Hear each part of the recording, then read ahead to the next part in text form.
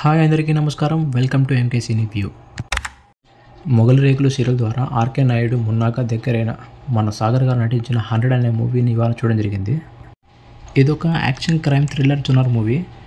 ఎవరికైతే ఈ kind of genre movies ఇష్టపడతారో వాళ్ళకి ఈ మూవీ వర్కౌట్ అవుతుంది. అండ్ నాకు పర్సనల్గా ఫేవరెట్ జోనర్ అయిన ఈ మూవీ ఎంతవరకు వర్కౌట్ అయిందో ఇప్పుడు చూద్దాం. హీరో విక్రాంత్ ఒక ఐపీఎస్ ఆఫీసర్. తను చార్జ్ తీసుకునే టైంలో ఒక మర్డర్ రాబరీ కేస్ సాల్వ్ చేయాల్సి వస్తుంది. ఈ కేసులో ఒక్కొక్క డీటెయిల్ని కనిపెట్టి హీరో ముందుకెళ్తున్న టైంలో హీరోయిన్ ఇన్వాల్వ్మెంట్ అవుతుంది. అప్పటిదాకా ఇళ్లలో నుండి బంగారం మాత్రమే దోచుకెళ్తున్న ఈ కేసులో ఒక కొత్త డైమెన్షన్కి దారితీస్తుంది. అలా ఇంటర్వెల్కి ఒక మంచి ట్విస్ట్తో ఎండ్ అవుతుంది. మూవీ స్టార్టింగ్లో ఒక అమ్మాయి సూసైడ్ చేసుకొని చనిపోతుంది.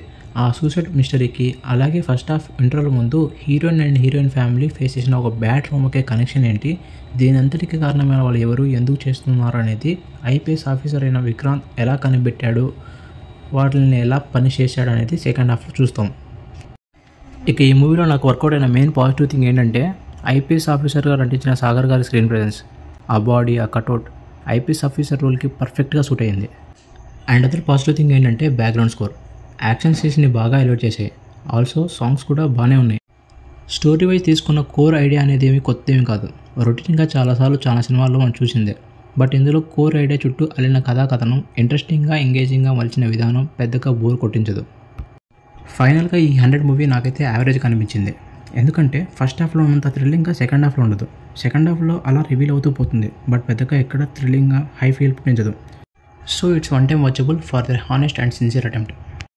అండ్ బై ద వే, సినిమాలోని కొన్ని సన్నివేశాలు ఫ్యామిలీతో కలిసి చూడడానికి ఇబ్బంది కలిగజేస్తాయి. So better I recommend to skip.